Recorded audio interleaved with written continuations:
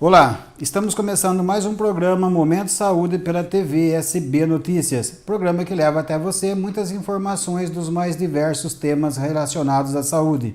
Hoje estamos entrevistando a doutora Vivian Kiss, ela que é formada em Medicina pela PUC de Campinas, residência médica pelo Hospital Municipal Dr. Mário Gatti, residência médica em Pneumologia Pediátrica pela Unicamp. Hoje ela atua em seu consultório de pneumologia de Campinas, médica plantonista de pediatria no PS Unimed e no Hospital da PUC de Campinas, pediatra na rede pública de saúde em Santa Bárbara do Oeste. Antes de começar, quero convidar você que está nos assistindo para inscrever no nosso canal e tocar o sininho para receber novas notificações. E mais uma vez eu peço a todos, os ouvintes, que faça a divulgação do programa, todas essas gravações que a gente faz, Momento Saúde, é informação e orientação dos mais diversos temas. Então procurem sempre mandar para os seus grupos do WhatsApp, família, pessoal do trabalho. Quanto mais ser divulgado, muitas coisas nós podemos estar evitando em relação a algumas doenças. Às vezes alguns pontos pequeno, mas a informação ela ajuda as pessoas a sair de uma situação de risco maior. Doutora Vivian, seja bem-vindo ao Momento Saúde. Muito obrigada pelo convite e pela oportunidade de estar aqui com vocês. Doutora, vamos falar hoje sobre um tema que, principalmente agora, começando o inverno, a gente tem os problemas de alergia respiratória, O que é alergia respiratória? Quando a gente fala em alergia, a gente tem um desequilíbrio, a gente tem uma resposta exagerada do nosso organismo a determinada substância, que a gente chama de aeroalérgeno. Então, o nosso organismo ele reage ao aeroalérgeno e ele provoca uma reação inflamatória. Então, a base da alergia é um processo inflamatório. Se a gente pensar no nosso sistema imunológico como se fosse um exército, essas são as nossas células de defesa. Então, a defesa do nosso organismo contra as substâncias externas. Então, tudo que o organismo identifica como não próprio, que não é dele, ele vai causar uma reação. E essa época do frio é o que também é uma das causas maior ou não? Sim, a mudança de temperatura. Agora a gente tem o período de maior sazonalidade dos vírus, que provocam as infecções respiratórias. Então, a infecção viral do trato respiratório, ela funciona como um mecanismo de inflamação. Então, provoca alergia. Quais são as causas maiores da alergia respiratórias? As maiores causas, a gente pode pensar na poeira doméstica, no tabagismo, nos vírus, são as maiores causas de alergia. E isso, para as pessoas que já têm predisposição a serem alérgicas, que já herdam essa característica ou são influenciadas pelo meio, elas podem ter mais chance de desenvolver asma, rinite, as doenças respiratórias. E o tratamento para isso, doutora? Tem? Tem tratamento. A gente pode começar com a prevenção, e também tem o tratamento medicamentoso. Aí varia de acordo com a alergia que o paciente apresenta. A prevenção que a senhora fala, o que seria? Seriam umas medidas que você tem que tomar em relação ao ambiente de dentro da casa? Como que é? Isso. A gente pode pensar, dividir os ambientes. Então, no quarto que a criança fica, a gente costuma chamar de ambiente seguro. Então, ali a gente tem que restringir a presença de animal, se tiver algum animal na casa.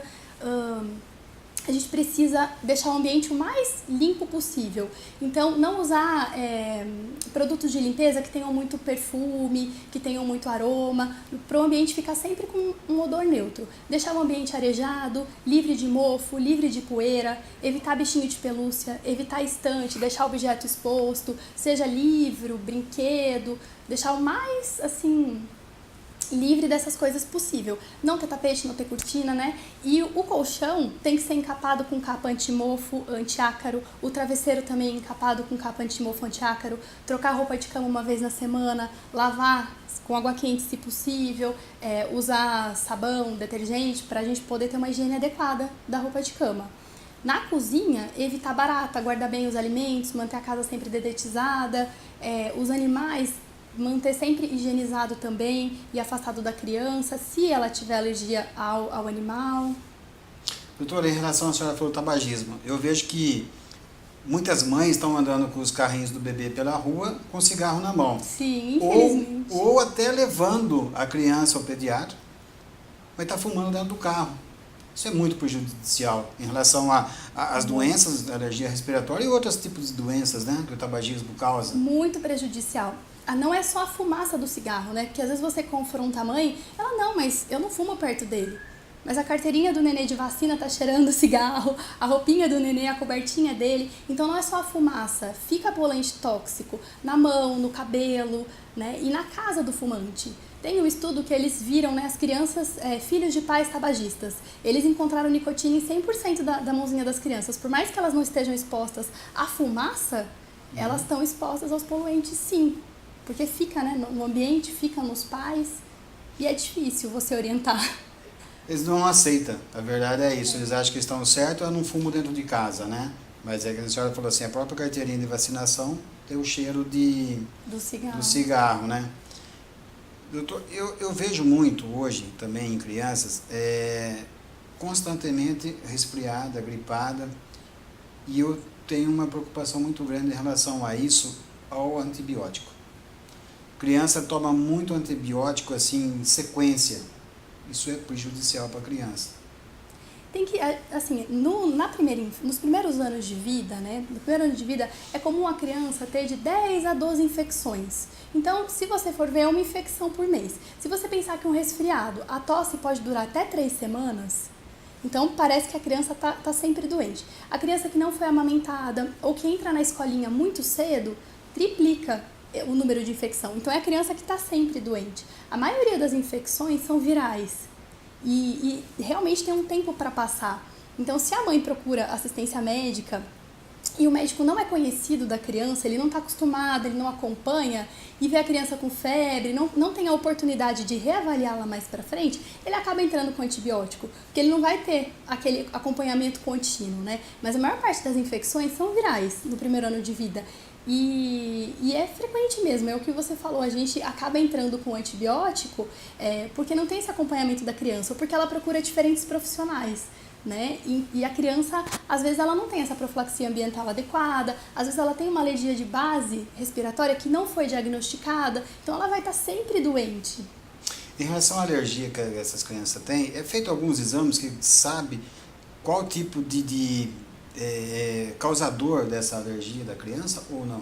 Sim, a gente consegue fazer, mas nos muito pequenininhos é mais pela história clínica mesmo. Então a gente conversa com a mãe, investiga os dados do nascimento, se a criança já teve pneumonia, se não teve, se foi internada, se não foi, se foi prematura, foi amamentada, idade de início na escolinha. Então a gente consegue mais ou menos pela história clínica saber dar o diagnóstico para a criança. Os exames, eles são mais específicos quando a criança tem uma certa idade, mais ou menos a partir dos 2 anos, 3. Alguns médicos até pedem o exame antes, né? Mas se ele vem negativo, ele não necessariamente significa que a criança não tenha alergia a determinado alérgeno pesquisado. Às vezes ela não tem título de anticorpo suficiente para positivar, mas ela pode ter essa alergia. Então a história nos muito pequenininhos é basicamente clínica. Doutor, em relação à alergia respiratória, tanto para criança ou adulto é a mesma coisa? Ou tem alguma diferença? A criança ela tem as particularidades da via respiratória imatura, né? Então, os prematuros, o pulmão, ele completa o desenvolvimento a partir da 34ª semana de gestação. Então, a criança prematura, de 30 semanas, 31, ela teve o desenvolvimento interrompido. Então, ela já vai ser mais suscetível a ter alergia respiratória. A criança que começa a creche muito cedo ou que não foi amamentada, então ela vai ser mais suscetível. A via aérea da criança é diferente da via aérea do adulto. O nosso sistema imune também é diferente. Nos primeiros 6 meses, toda a imunidade da criança, a maior parte dela, vem do leite materno. É o que ela adquiriu durante a gestação da mãe e o que ela adquire mamando, né? O aleitamento materno. E o adulto ele já tem o sistema imunológico maduro, a criança não. A via aérea também. O calibre da via aérea da criança ele é menor em relação ao calibre da via aérea do adulto. Então, uma doença inflamatória que inflama o brônquio, se a gente pensar que é o caninho que leva ar para o pulmão, o adulto tem no maior calibre, vai precisar de uma inflamação muito exuberante para a gente conseguir ter sintoma exuberante. A criança, uma inflamação pequena, ela já dá muito sintoma, porque o calibre é menor, então o ar não passa. criança tem mais falta de ar, ela fica mais cansada, né? Então tem diferença sim, de acordo com a idade. Em relação à amamentação, qual a orientação que é passado para as mães, o tempo de amamentação? O Ministério da Saúde, ele preconiza até 2 anos ou mais, né? Vai de acordo com cada mãe. Eu tenho mães que amamentam até mais de 2 anos, desde que não interfira com a alimentação complementar, né? Que a criança não substitua o almoço, o jantar pelo aleitamento. Mas é difícil hoje em dia a gente conseguir esse tempo prolongado, porque as mães estão cada vez mais tendo que voltar mais cedo para o trabalho, não tem com quem deixar a criança, às vezes trabalha muito longe do serviço, então não consegue na hora do almoço voltar a amamentar. Elas também não têm muita prática de ordenha, então não consegue deixar o leite estocado em casa, às vezes não tem nenhuma pessoa para olhar a criança, precisa ir para a escolinha mesmo, então tem sido muito difícil. A média hoje em dia é baixa das mães que conseguem passar os 6 meses. Passar os 6 meses. Isso não é bom para a criança, porque o tempo de colocar uma criança numa escola, numa creche, seria o quê? Uns 2 anos de idade também? Então aí soma, né? Falta amamentação e creche ao mesmo início tempo, precoce né? da escolinha. E aí onde que os consultórios de pediatria bombando, né? Isso está acontecendo muito. E para a criança também é muito ruim, porque se ela tem infecção de repetição, ela tem atraso no ganho ponderal, atraso no desenvolvimento. Uma criança que tem muito otite atrapalha a questão da fala, né? Porque ela está sempre com o ouvido inflamado, atrapalha na audição. Então, esse processo é todo atrasado. Doutora, eu gostaria que a senhora comentou uma situação aí, eu acho muito interessante. Infecção de repetição. Explica para as mães o que é uma infecção de repetição e o que pode causar numa criança. Nesse primeiro ano de vida, eles já são mais suscetíveis a ter infecção. Então, é 10 a 12 nesse primeiro ano de vida. Então, a infecção de repetição é aquela criança que está toda hora doente. Saiu de um resfriado, pegou uma virose, aí foi para uma otite, foi para uma pneumonia, né? Tem os casos específicos das crianças que são imunodeficientes. Elas têm um problema congênito do sistema imunológico que elas não conseguem se defender. Então, esse tipo de criança é diferente do que a gente está falando, das crianças da creche, que pegam infecção por estarem expostas. Então, a gente tem que individualizar. Então, quando as infecções, a gente sempre tem que afastar essas que têm a imunodeficiência, né, primária, que é da criança, dessas que são expostas muito precocemente. Então, a infecção de repetição, no mesmo ano, mais de uma pneumonia, mais de uma otite, então a criança que está sempre com alguma coisa. E a criança do antibiótico, que você falou, toda hora tá trocando. Eu falo em relação ao antibiótico porque, assim, as mães hoje, rede pública de saúde, ela vai no PS, numa emergência, criança com febre, vai no PS, o profissional passa um antibiótico. E esse antibiótico, ela tem uma consulta com o pediatra no meio da semana, né? Ela não terminou o tratamento com o clínico, né, do PS, e ela já parte com outro tipo de antibiótico com a profissional, no caso a pediatra, né? Ela para com e começa com outro. É uma mistura de antibiótico que a criança vai tomando. Isso, se no futuro não dá problema para essa criança, ela não fica assim, imune, no caso, ao antibiótico. Tem a resistência bacteriana, né? Então, quando a gente utiliza muito medicamento, a gente seleciona as bactérias. Então, uma criança que toda hora está trocando, está tomando, na hora que realmente ela precisar, ela não vai ter o antibiótico para tratar. Então, cada vez mais ela vai ser resistente, né? Então, a gente vai precisar de antibióticos com mais largo espectro para poder pegar uma infecção comum. E o que acontece também, a escolinha, a maioria delas, não aceita a criança doente. E a mãe precisa trabalhar, ela não tem quem deixar. Então, ela fica insistentemente procurando ajuda, né? Ai, não melhorou. Às vezes é o curso da doença mesmo. Porque um resfriado, ele vai demorar uma semana para passar, né? E a gente precisa observar os sinais de gravidade. Se a criança tá bem, tá comendo, tá brincando, tá ativa, mas tem uma febre ou outra, nariz escorrendo, tá com um pouquinho de tosse, dá pra gente observar em casa, não tem sinal de gravidade. Só que pra escola, eles já não deixam entrar. Então, a mãe precisa que esse resfriado, ele se cure em 2 dias, porque ela tem que deixar a criança na escolinha e precisa voltar a trabalhar. E assim, e é muito difícil também de as mães entenderem o que é uma infecção viral, né? Então, mas você não vai fazer nada por ele? Não tem nada que corte? É o tempo mesmo, né? Não tem muito o que fazer. São mais medidas, né, de higiene do nariz, inalação e a prevenção mesmo. E existe também a medicação que as mães assim, minha filha está com febre, a vizinha deu tal medicação. Às vezes sobrou da vizinha, vai dar para a criança, né? Alta medicação também em criança, para adulto já é complicado, para criança eu acho que até mais, né? Isso acontece muito também, né? Acontece. Já me pediram receita de antibiótico. Eu fui numa farmácia, o farmacêutico me deu esse antibiótico, agora ele precisa da receita para ele poder dar baixa no sistema dele.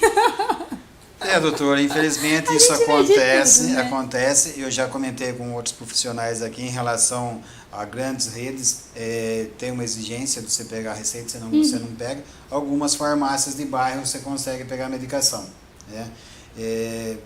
O farmacêutico, eu acho que ele não é a pessoa mais indicada para dar um antibiótico para um adulto, para uma criança, o que quer que seja. Depois ele quer uma receita, né? E infelizmente acaba conseguindo ainda, né? O pior é isso, né? Em relação à alergia respiratória também, tem o asma, né?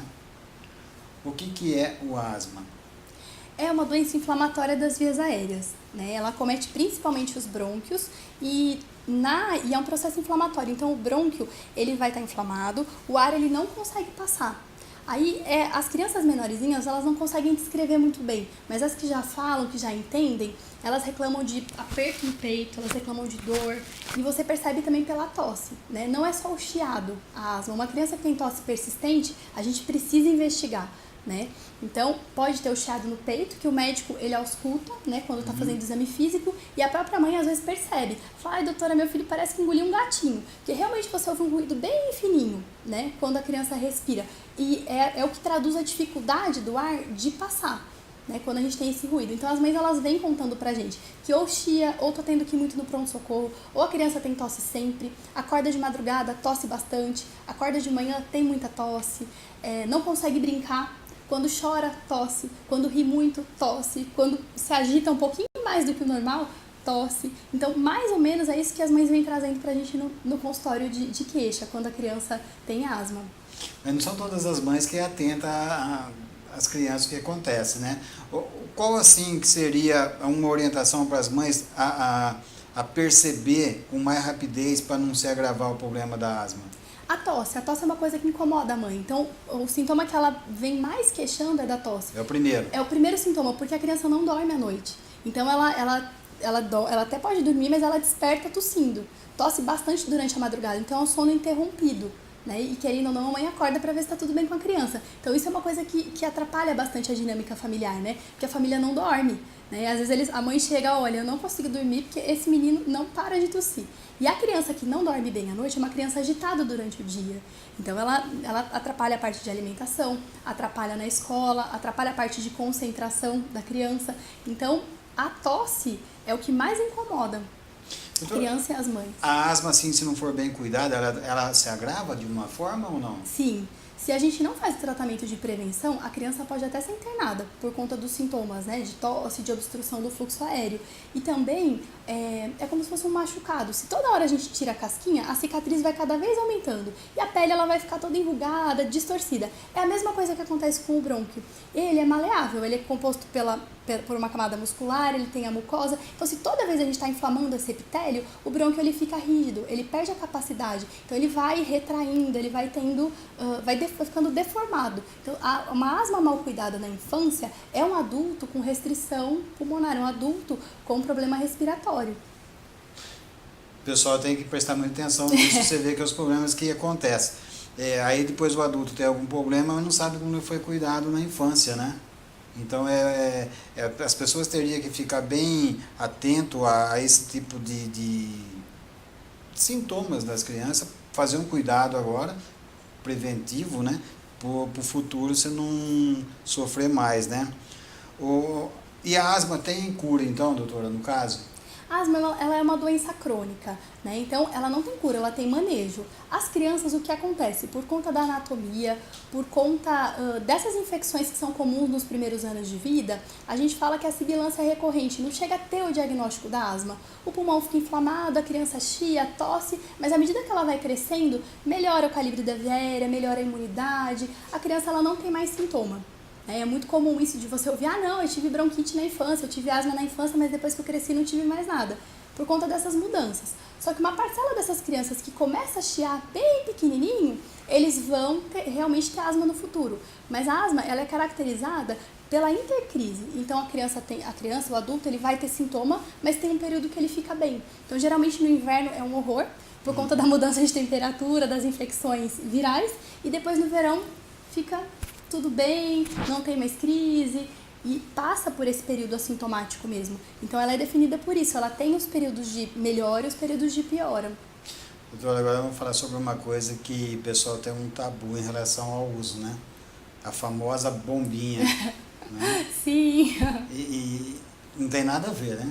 Isso criou esse mito, né? De que meu filho vai ficar viciado ou vai fazer mal, né? Fala problema de coração, que causa problema de coração. Essa questão do problema do coração, as mães têm muito medo por conta do salbutamol, né? Que é o broncodilatador, que a gente usa nas crises. E realmente acelera. Só que hoje a gente tem medicações mais modernas. O fenoterol, que é o que faz a inalação, né? Que é disponível na maioria dos pronto-socorros, ele acelera, ele dá taquicardia, você percebe tremor em algumas crianças. O salbutamol, ele é uma medicação com menos efeito colateral em relação ao fenoterol da inalação. Então a gente já tem medicações mais seguras para fazer o controle das crises, e a gente também pode fazer a profilaxia, evitar que a criança fique doente com as bombinhas, né, que eles chamam.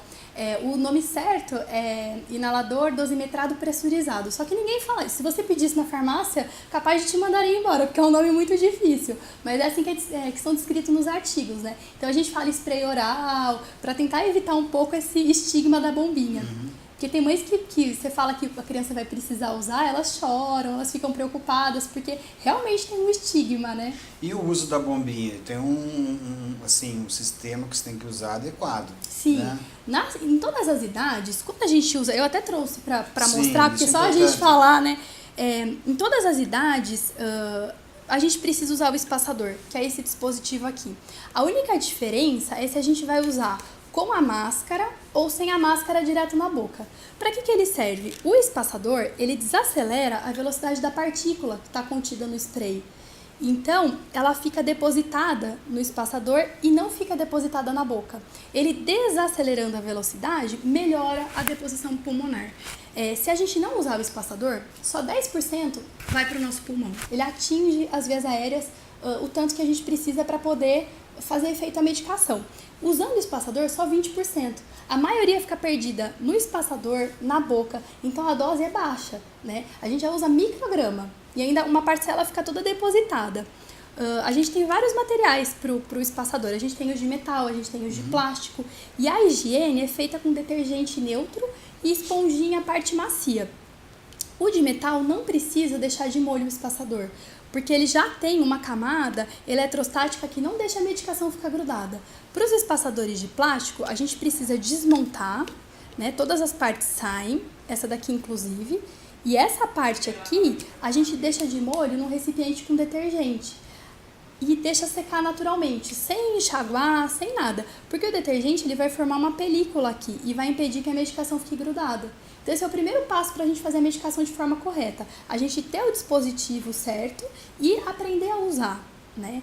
A máscara é uma outra coisa que às vezes as mães elas não se atentam, porque ela precisa ficar certinha no rosto da criança. Ela não pode faltar, não pegar o nariz e nem ficar sobrando aqui embaixo. Ela tem que acoplar certinho na face da criança.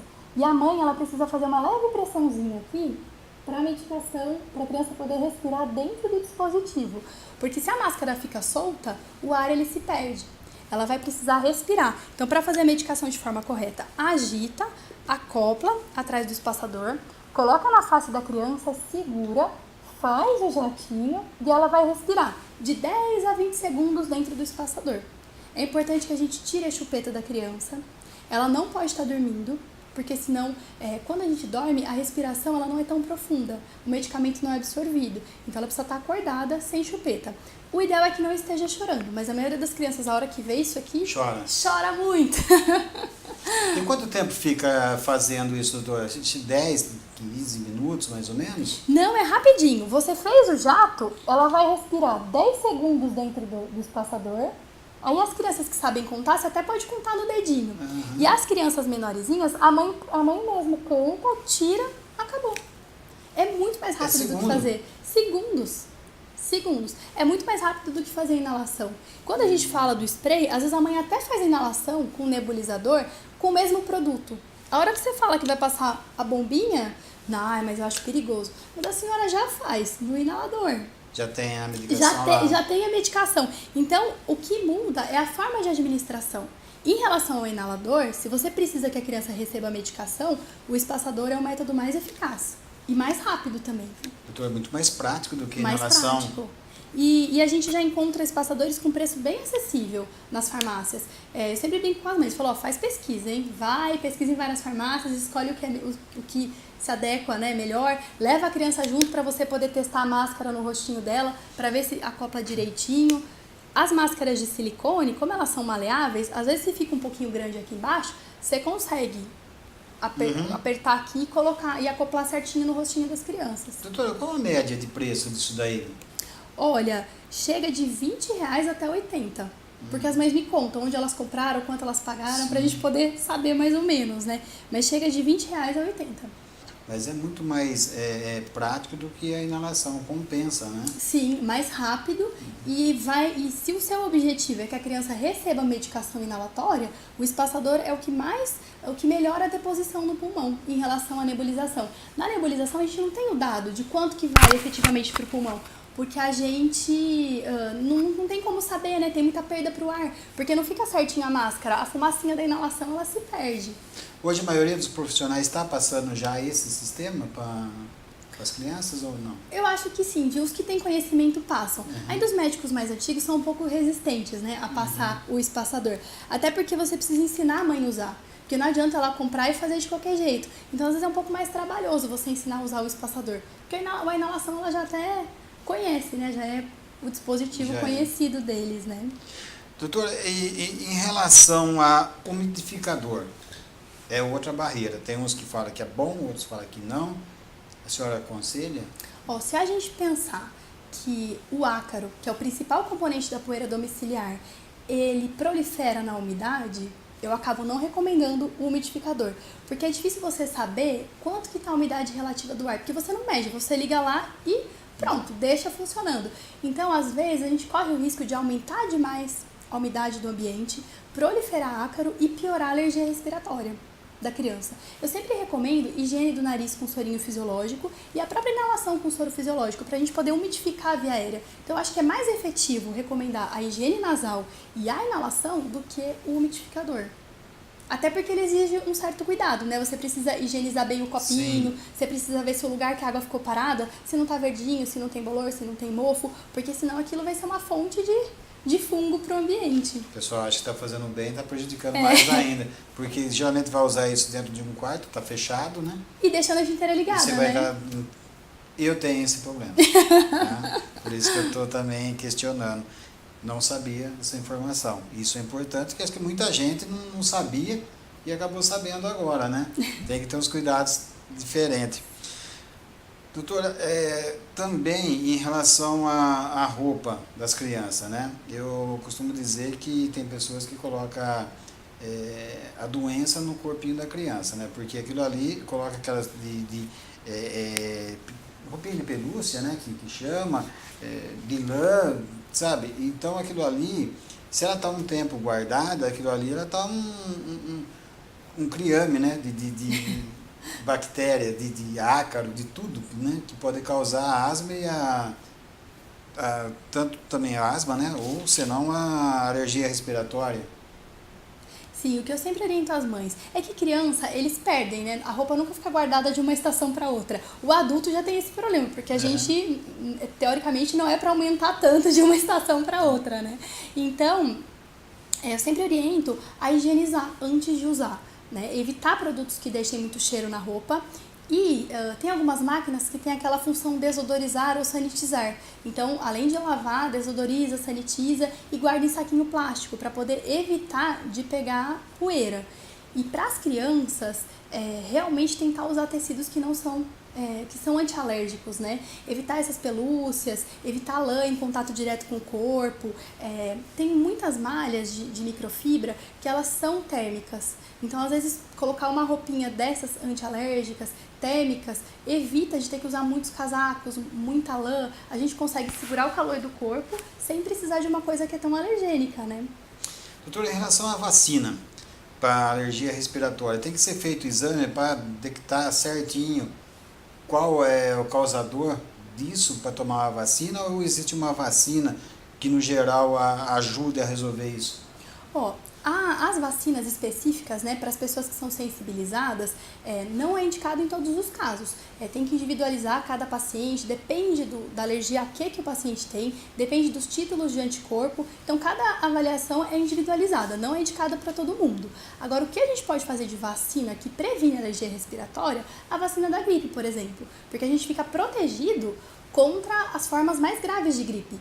Então, a gente vai ficar protegido do nosso sistema, da nossa via aérea ficar inflamada, né? Porque se a gente tem rinite, se a gente tem asma, a gente é predisposto a ter uma inflamação mais grave. E se a gente faz a vacina da gripe, a gente, de certa forma, está protegido contra as cepas mais graves. Não é contra todos os tipos de vírus. Por isso que as pessoas falam, nossa, mas eu tomei a vacina da gripe e não adiantou nada, eu fiquei doente do mesmo jeito. Não, não são todos, são os mais graves. Os que internam, os que têm risco de ter pneumonia grave, né, por vírus, os que têm risco de precisar de ventilação mecânica. Então, contra as formas mais graves, a gente está protegido. Doutora, em relação à vacina, a senhora sendo pediatra também, as mães hoje estão vacinando as crianças tudo certinho, mantendo a sua carteirinha em dia? A senhora pega alguma falha na vacinação das crianças? Às vezes tem, mas não por culpa da mãe, mas porque não veio, o Ministério da Saúde não liberou a vacina, está em falta. Então, os atrasos que eu tenho visto não é porque a mãe foi negligente, né? É porque realmente não tinha vacina. Entendi. Doutora, eu gostaria de que a senhora fizesse, conversasse com as mães, uma orientação, como pediatra que a senhora é, pneumo também, umas dicas para proteger a criança de toda essa situação que falamos agora. Eu acho que a primeira dica é investir no aleitamento materno. É muito difícil, né? As pessoas pensam que é uma coisa fácil, que é trivial, já sai da maternidade sabendo. É uma coisa que envolve disciplina, porque você vai ter que aprender com o nenê, você vai ter que aprender a técnica correta de amamentação. Então, insistam, não parem na primeira dificuldade. Eu acho que esse é o principal, invistam no aleitamento. A outra coisa é tentar parar o tabagismo, porque é bem definido isso já. A mãe que fuma antes da gestação, durante, com o filho já nascido, tem maior risco mesmo de ter alergia respiratória. Então a gente consegue tirar esse fator de risco da criança. Porque o fator genético a gente não tem muito como mexer, né? Não tem muito o que fazer por enquanto. Mas esses fatores ambientais a gente consegue, né? O quarto da criança, evitar o máximo de coisa. Então não usar protetor de berço, não colocar pelúcia, evitar estante, expostos, para a gente não ter acúmulo de poeira. Evitar tapete, evitar cortina, usar capa antiácaro, antimofo no colchão, no travesseiro, trocar a roupa de cama semanalmente. Se você percebe que o quarto tem muita umidade, tentar mudar a criança de quarto, não deixar o bercinho ou a caminha da criança encostada na parede para não ficar muito gelado e também não ter o risco de ter umidade, evitar o umidificador por longos períodos, porque as mães elas ficam inseguras, né? Mas tá muito seco, o que eu faço? Então eu sempre, as mães que querem muito utilizar, eu falo, olha, deixa ligado meia hora, 1 hora no máximo e pronto. A higiene do nariz, a inalação com soro, isso ajuda muito. Tentar segurar um pouco o início da creche. Se não precisa voltar a trabalhar, se tem com quem deixar a criança, sempre prefira retardar, né, o início da escolinha. E outra coisa também é evitar aglomeração, principalmente com recém-nascido, com criança até 6 meses. Mercado, shopping, igreja, evite de levar a criança, porque são fontes de contaminação, né? Às vezes a criança não vai na escolinha, mas ela é assídua em churrasco, ela é assídua no shopping, assídua no mercado. Então evite, criança precisa ficar mais resguardada. Também para as visitas, né? Evitar contatos doentes, porque muitas pessoas não têm esse conhecimento de que ela vai doente perto de um recém-nascido, ela vai passar gripe para ele, ela vai passar alguma coisa. Então evita visitar e evita receber visita de gente que não está bem. Muito boa informação. Doutora Vivian, eu quero agradecer a senhora pela presença no Momento Saúde. Eu acredito que essas informações vão ajudar muita gente, né? É que nem eu peço para as pessoas assim, use o WhatsApp, a hora que receber a gravação do programa, passa para a maioria das pessoas que puderem, porque é uma forma de você passar orientação, prevenção, né? Às vezes coisas básicas que a mãe não tem acesso, a doutora passou aqui. Então, eu quero agradecer a presença da senhora e seja bem-vinda ao Momento Saúde. Muito obrigada pelo convite e pela oportunidade. Ficamos por aqui e até a próxima semana com mais um Momento Saúde pela TV SB Notícias.